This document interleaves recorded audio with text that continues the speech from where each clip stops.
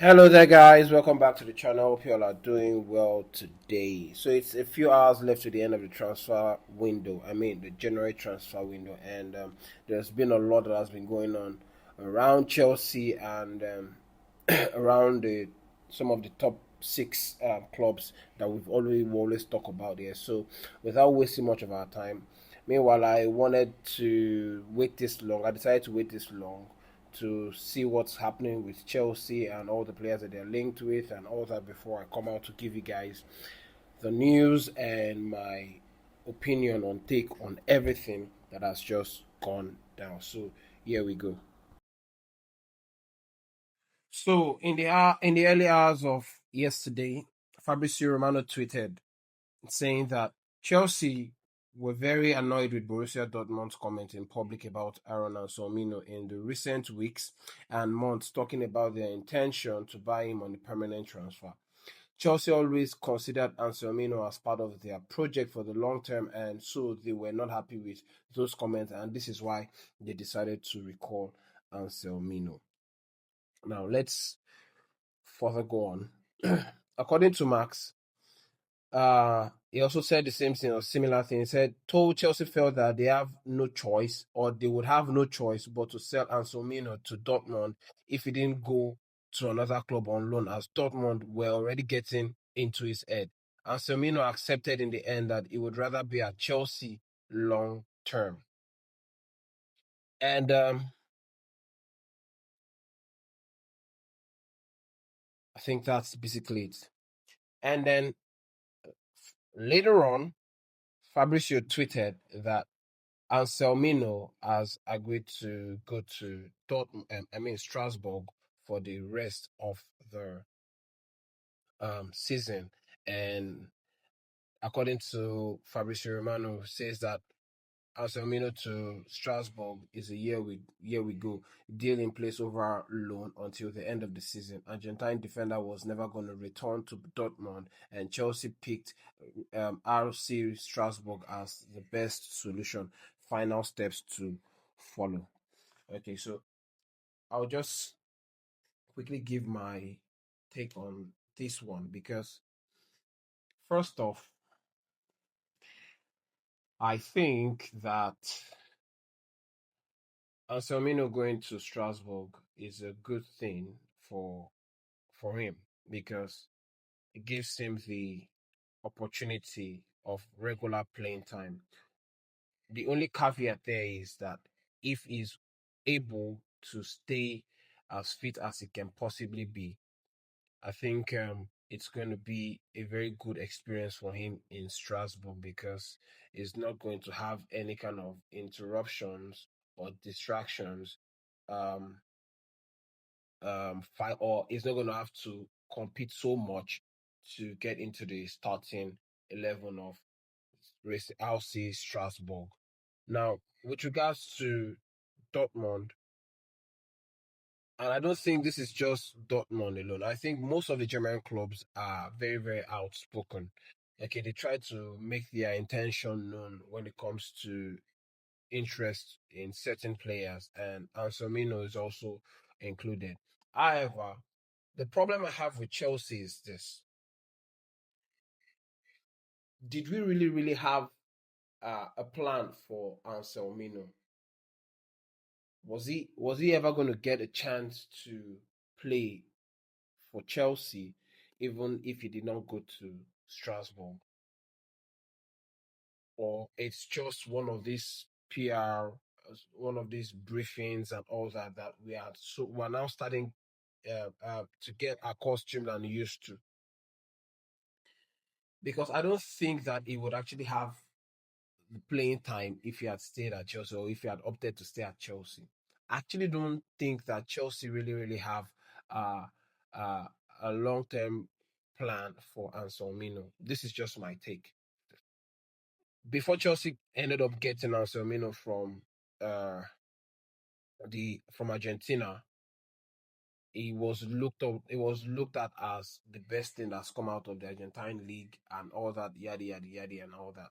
And we've seen clips of him, we've seen videos of Anselmino, especially in the Champions League when before he got recalled from Dortmund, and I think that he's a very good player. But do we think that Chelsea would actually keep him and they have him for the long term plan, or it's just going to be one of those players that will be flipped for profit? Because this is my own take. This is what I think they're going to be doing, because we still have Josh Pong that we are yet to know what's happening with him.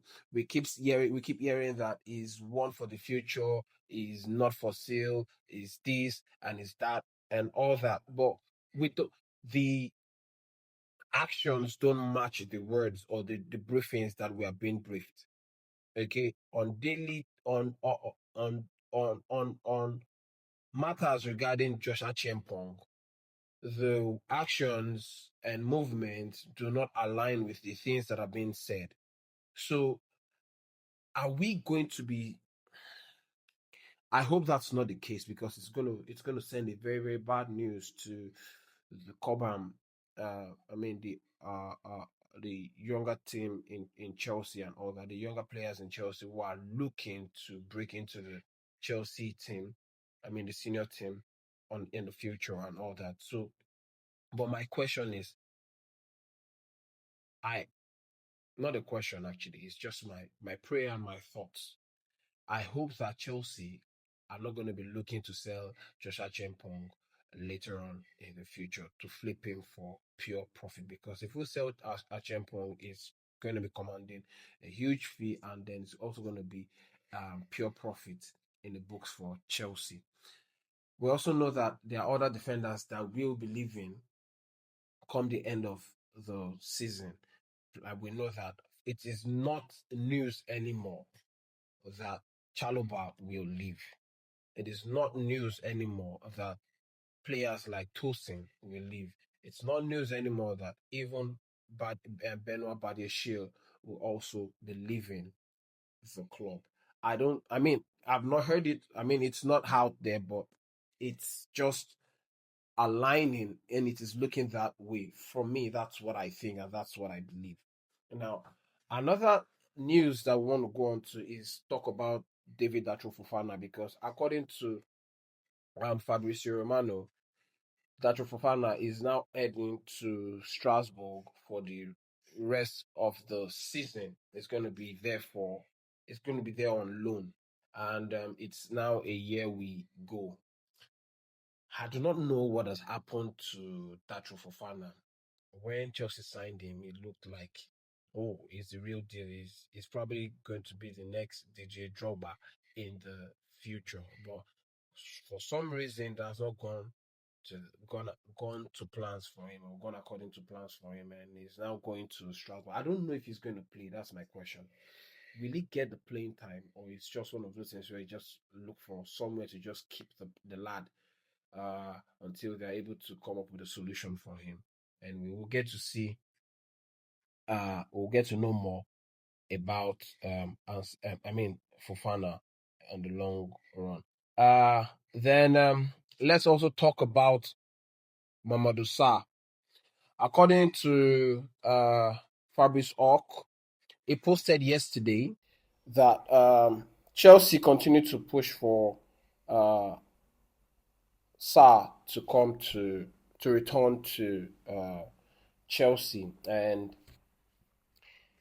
this is because Liam Rosino has actually demanded it, and they want to back Rosino.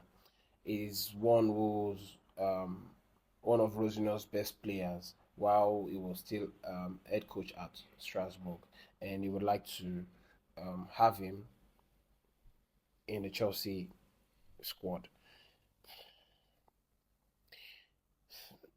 Okay, so this is my thing here,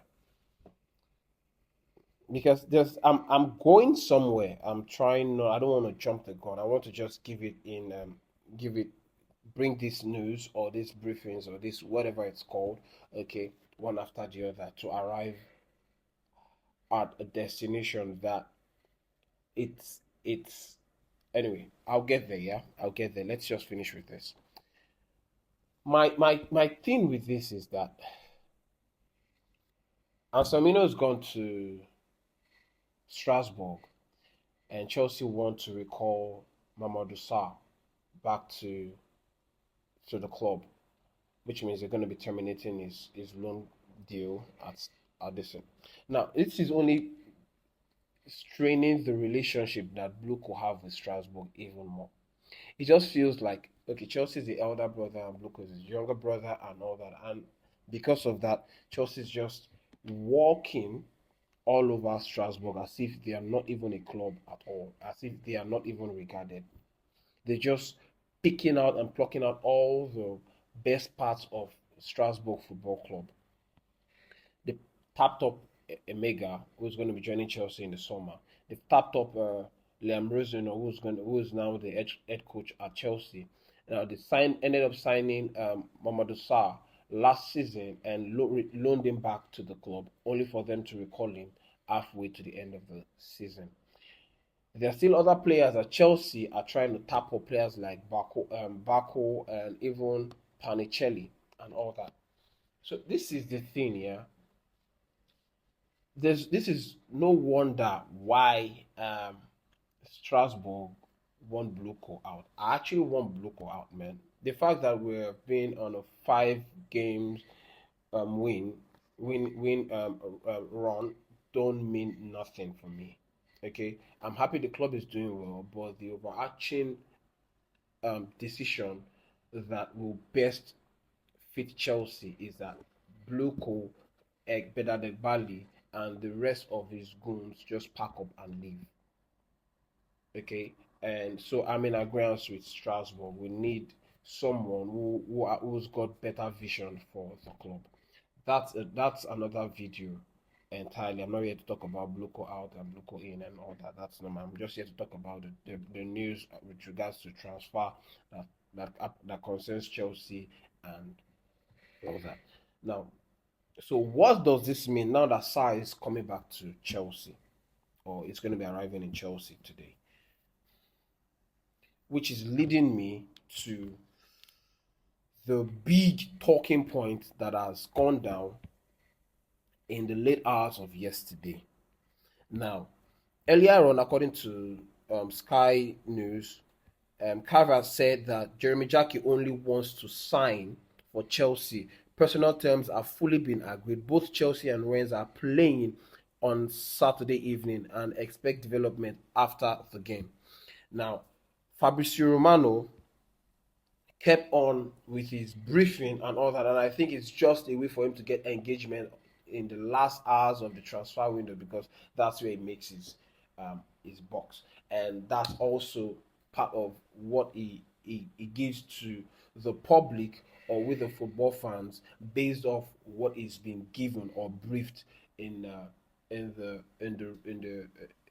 club or from football clubs. So yeah, and it's just crazy because Chelsea were in the lead, were leading, or were in the driving seat for the signing of Jeremy Jacqueline. Yeah. Now we'll further move on, and then later on, it turns out that I've actually had to bookmark quite a lot of video thing. Now, according to Ben Jacobs, Liverpool entered the race 3 weeks ago after speaking to the players' representative and camps, and even get to find out conditions surrounding Jacquet's contract and all that. Rennes' position was that they are happy to sell the player, but will want the player to remain, sell the player now, but would like the player to remain at the club till the end of the season, not to disrupt the coach's plans and the momentum that Rennes have going for them. And Liverpool were more than happy with that because, of course, Liverpool still have Kanute, Van Dijk, and other players that can fill in for them till the end of the season. Now, Chelsea were hopeful and boastful, according to PR and briefings and all that. So much PR, so much news that we the fans believed that Jackie was just a sign. It was done. It was just for him to put pens to paper, and that was just going to be about it. Only for Fabrizio Romano to come on later to say that it is now a tug of war, not just Fab, including Ben Jacobs, including Sky Carver or Keva. It's very tough pronouncing his name. I mean, the Sky sports journalist, Carver. It's a the name is. I'm so sorry if I keep butchering your name. It's very difficult to pronounce his name. Uh, Only for me to find out that Rennes and Liverpool have agreed a deal for Jacquet to join Liverpool in a fee of around 70 million euros, okay, including add-ons. Jacquet also gave his preference to Liverpool, having found out that Chelsea recalled Mamadou Sarr and that um, Josh Achiampong was also going to be staying at the club. So after he found out, he heard that, he decided that Liverpool would be the best option for him because he did not want to be in a position where he has to be competing for or for position at the back line. Because when you look at it, we'll be having at the end of the season, if Chelsea had ended up signing Jacquet, we'll be having Jacquet, Sarr, Anselmino, Joshua Chempong. We don't forget we still have Levi Cole coming back. We still have Wesley Fofana coming, who's playing for Chelsea now and is looking fitter by the day or each game he comes on the field. We still have other players that will be coming back in the summer. So it's quite a lot of defenders that we'll be having. And there are two things that I have that are actually my problem with regards to everything that I've seen so far. Because in the end, Chelsea have lost to Liverpool, okay, in terms of signing Jeremy Jacqueline. Liverpool have won the race to sign Jacqueline, and that's just everything.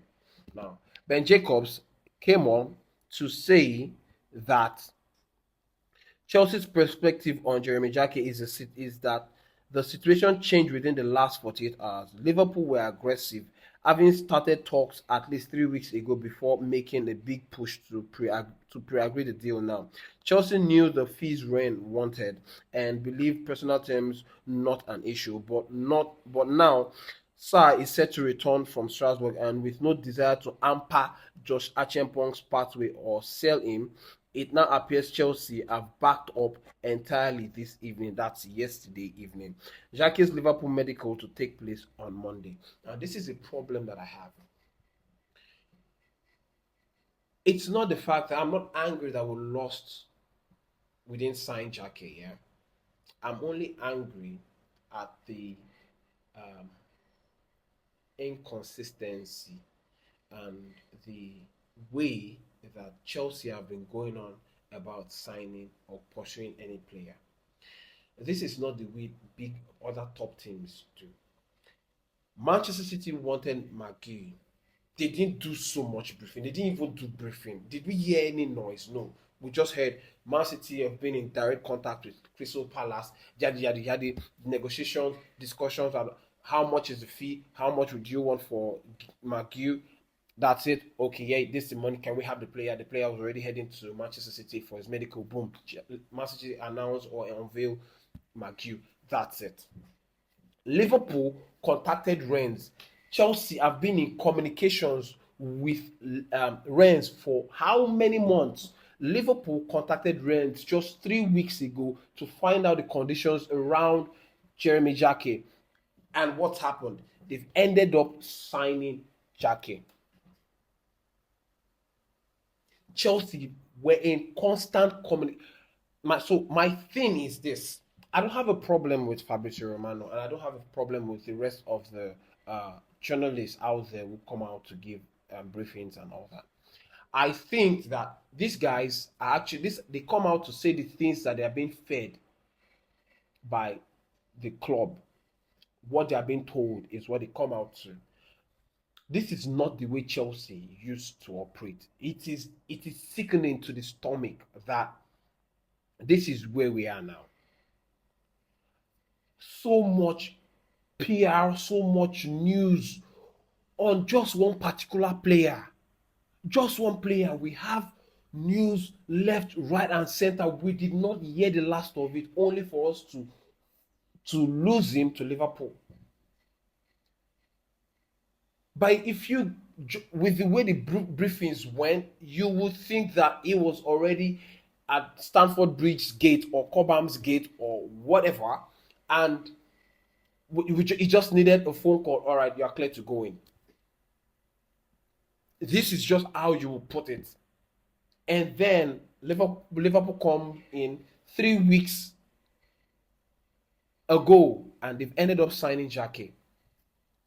My question is this: was Chelsea ever in the communication? Were they ever going to sign Jacquet, knowing how much that they've been quoted for? Also knowing fully well that we have agreement with UEFA, we are financially restricted for a 3-year period, and this is just the first year. We have certain amount of money that we can spend, and we can't spend above unless we sell players. And Chelsea need to ensure that they are going to be getting so much money for us to be able to carry out the signing of players like this and of this value, or of this amount. So was Chelsea really going to sign Jacquet, or it was just another news just to keep the fans happy and only for you to drop us like a bag of hot potato? Now the story is that they did not want to hamper the pathway of Josh Anselmino. Josh Anselmino has been in the club for so long. Why did you guys think about all this before putting it out there that you wanted to go for Jeremy Jacqueline? Because I'm having problem. I'm finding it difficult to understand everything that's happened. It just looks like we are making a mockery of the club. These guys are making fun of the club. They are dragging Chelsea through the mud. They are supposed to be custodians of Chelsea. They're supposed to be looking after the club. I don't think this is looking after the club. And this is a problem that I have with the fans who went out to protest. When you compare the protest that Chelsea had on the 17th of January to the protest that Strasbourg had, and this protest that the Manchester United have recently had before the game against Fulham yesterday, is night and day. Strasbourg had one voice. They stood united. The voice was just one. Thousands of people, but one voice, one message. Manchester United, thousands of people, one voice, one message. And the Chelsea lot that went out to protest was just all over the place. And the turnout was just not it at all. Few hundreds of people were there, but different voices, different messages. So how were we? Amen. These guys just need to leave the club already. They just need to leave, because I am sick and tired of Chelsea this, Chelsea that. We already know that Chelsea, we are restricted. Chelsea is restricted. We can't do certain. We can't buy for a duration of for a 3-year period. We can't buy unless we sell from the first team to replace. That's the only way we can do that. And Rennes commanded in the region of 70 million euros, 60 million euros guaranteed with 10 million add-ons. Was Chelsea? Did you think that Chelsea would spend that? If they had that to spend, why didn't they go for Fermin Lopez? And then they come out to say they don't want to hamper the pathway of Josh Achiampong. Of course, we've had Achiampong in the team for. Is he even playing? How many times have we used him? We know that he's one with bright future, and each time he comes, he hardly makes a mistake. But how many times do we use him? Instead, we revert to Uncle Tosin, and then we use Benel Badiashile, who is so shaky and doesn't even trust himself. So much PR, and it stinks that it's coming from Chelsea. A lot of the other clubs will look at Chelsea as an unserious club. Anyway, that's all I have to say as regards this. The news is that, or the summary of this is that Chelsea have lost Jeremy Jacquet to Liverpool, and that's just it. Liverpool have come to show Chelsea how big club and top club operates. Man City have shown Chelsea again how top clubs operate. It's just like that. And we just keep going around in circles. For how long are we going to continue this? Anyway, moving on. Tyreek George to Everton on loan with option to buy for £30 million at the end of the season is a year we go, according to Fabrizio Romano. So I wish Tyreek George all the best, and I hope that he does well and he ends up having a very beautiful and loving career path going forward. It's just £30 million pure profit at the end of the summer. At the end of the season. So that's it. We also have another player who will be getting pure profit from players like Tosin, and if we end up selling Chalobah, because it looks like Chalobah is going to be heading out at the end of the season. So that's like three pure profit. I hope that we're not going to end up selling Joshua Chempong too. Now, because as I was reading this, Top Skill Sports UK just posted that exclusive Chelsea turned down an offer worth around £80 million fee for Joshua Chempong. That's completely BS. Okay, that's just BS. Just trying to let us know, or try to reduce the backlash they're going to get from losing Jacquet to Liverpool. That's just what this is all about. I'm just tired of. Yesterday, I nearly went on Twitter X to start cursing out Fabrizio Romano for feeding us lies and all that. But I just thought to myself, hang on a minute, he won't be doing this if these are not the things that is being told by the higher ups, by the sporting directors and the people in charge of recruitment and all that. They tell these journalists the things that they want them to know, and these guys come out to the end. When Fabrizio kept saying it's going to be a long tussle between Liverpool and Chelsea and all that, I already knew that that's just it. Chelsea were no longer in the race. It was just trying to get enough people to be on his page, on his channel, and all that, and that's just everything that's happened. Ademola Lookman has ended up going to Atletico Madrid rather than going to Fenerbahce, and I wish Lookman all the best. To wrap up, we'll talk about Axel Disasi. Disasi is expected to sign for West Ham United today on a loan from Chelsea, and that's according to Sky Sports PL.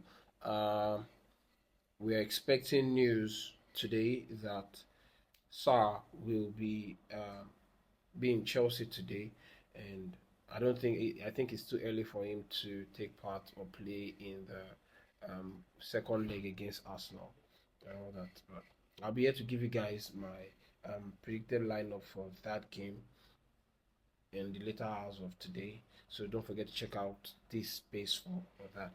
That's everything. Okay, to Fabrice Ox also posted on tweet that X that agreement in principles between Fenerbahce and N'Golo Kante. So Kante is out the way. Douglas Luiz has ended up at Aston Villa. Kante is also going to Fenerbahce. So, and there's been the news, according to Nisa Kinsella and the rest, that Chelsea are also going to be adding players into the midfield.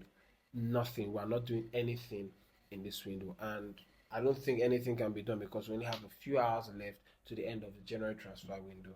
and that's just basically it. So that's everything that I have for you guys in this video. Let me know what you guys think about everything that I've said, and don't forget to like and share this video. And most importantly, I want to know what you guys think in the comment section below. Turn on your notification bell so that you're notified as soon as a video is put out there, so that you don't miss out on it. And I'll be here to give you guys, like I said, my match predicted lineup for the game against Arsenal, as Chelsea traveled to Emirates to take on Arsenal in the second leg of the Carabao Cup.